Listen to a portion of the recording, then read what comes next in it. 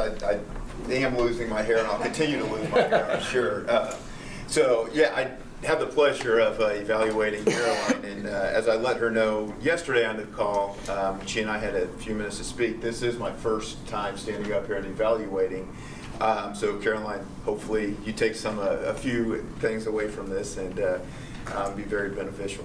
So communication, that's why we're here. We're all trying to learn to communicate a little bit better, stand in front of individuals and talk and better ourselves. And communication is extremely important, and it's a complex topic at times as well. And you can get communication in many different ways, from verbal as well as facial, hands, and so forth. So I enjoyed the topic that you had.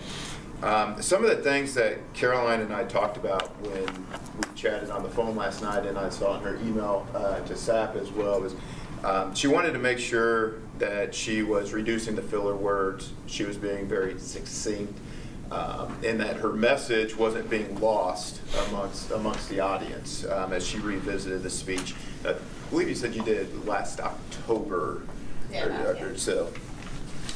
So as I was going through the evaluation, I wanted to say I thought the speech was wonderful. I thought you had great pace. I thought the setup was good, and the message is very important. And I thought you communicated that, giving a speech on communication, very well.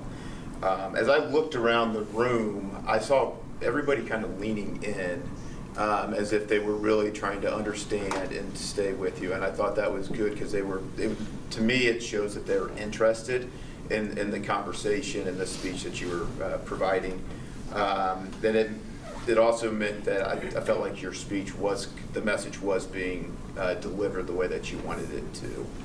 A couple of things that I'll look for in future speeches as well as I think you have great eye contact.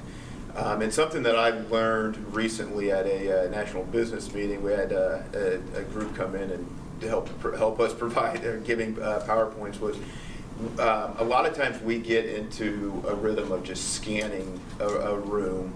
And what I learned, and I hope that I bring in a tip for you as well, is instead of scanning, try to stay on an individual and get that connection. And I think in a speech like this, having that one-to-one thought with that individual for a moment before moving on will be useful.